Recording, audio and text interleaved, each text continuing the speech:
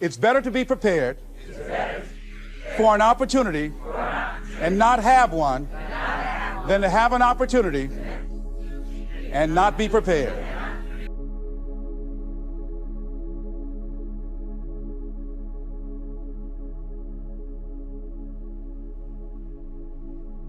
You see, when you're not pursuing your goal, you are literally committing spiritual suicide. When you have some goal out here that you're stretching for and reaching for that takes you out of your comfort zone, you'll find out some talents and abilities you have that you didn't know you have. I started speaking just to elementary school kids because I knew they didn't know what I was talking about.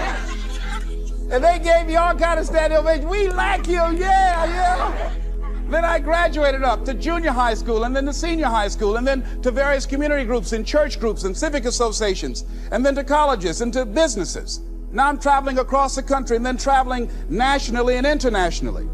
But I never would have discovered what I'm able to do right now if I wasn't willing to take a chance. And you've got to be willing to do that. You've got to believe in yourself.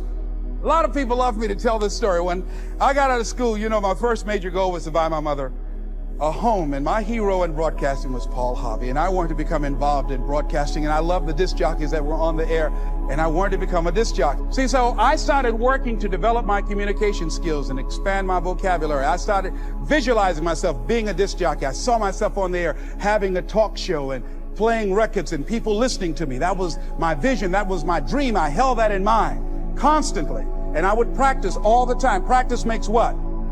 Absolutely not. Just dislodge that from your mind. Practice only makes improvement. Perfection doesn't exist. You need to take it out of the dictionary. It doesn't exist. Practice only makes improvement. You can always better your best. You have not done your best work yet. Long as you're here, you have a chance to transcend yourself. So don't believe in perfection. It doesn't exist. It only makes improvement. So I would practice every day. And finally, I went over to this radio station, asked a guy for a job named Mr. Bardwell, and I said, "How you doing, sir? I'd like to get a job."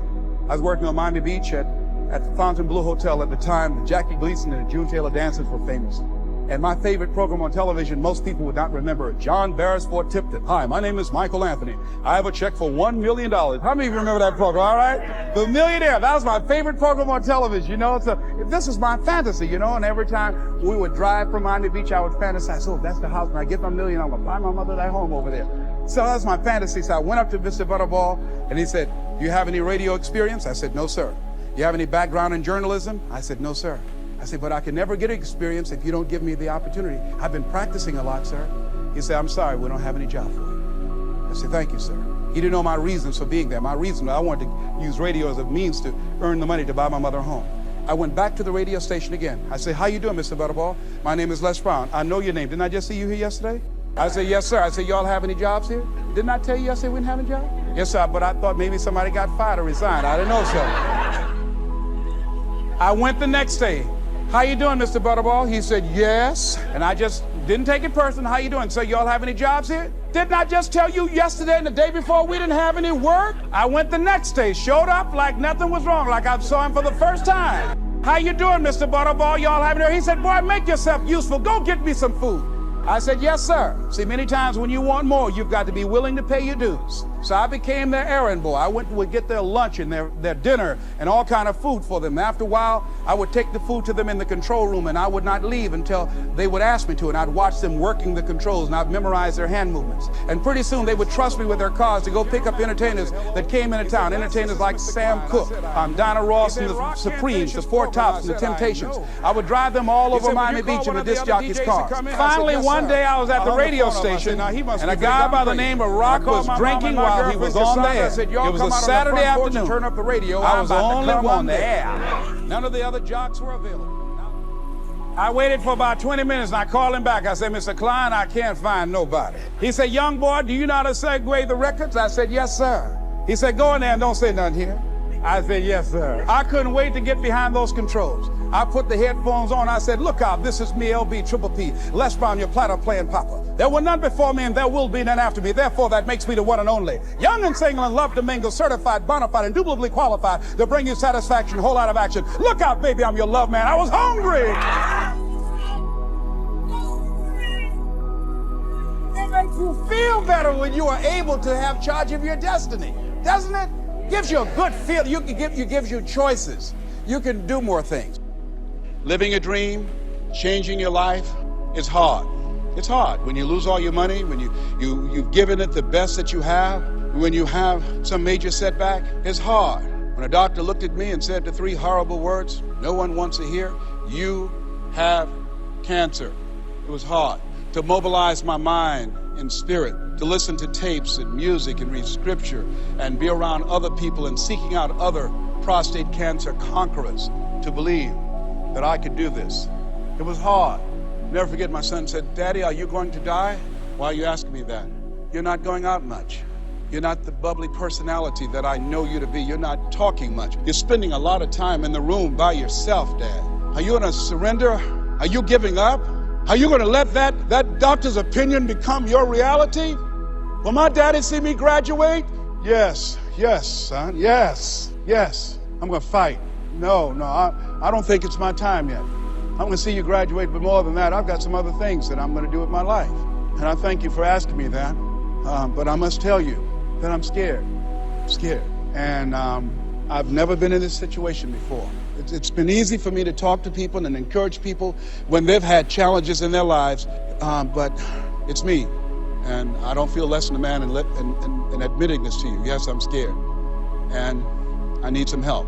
See, life is hard, and there are some moments in life when you're going to need some help.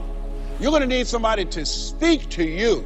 You're going to need somebody to say something to you. I have a friend of mine, Willie Jolly, who's a motivational speaker. He said, "A setback is a setup for a comeback." I had to listen to Willie's tapes. I have another friend, Kevin Brace, who's a speaker. He said, "Les, come on, man, you can do this. You can make this happen. You can hit a home run. It's a done deal. You are Les Brown. That cancer's got to get out of your body." I said, "Talk to me, Kevin, talk to me." That's what I need to hear. I needed to hear those words.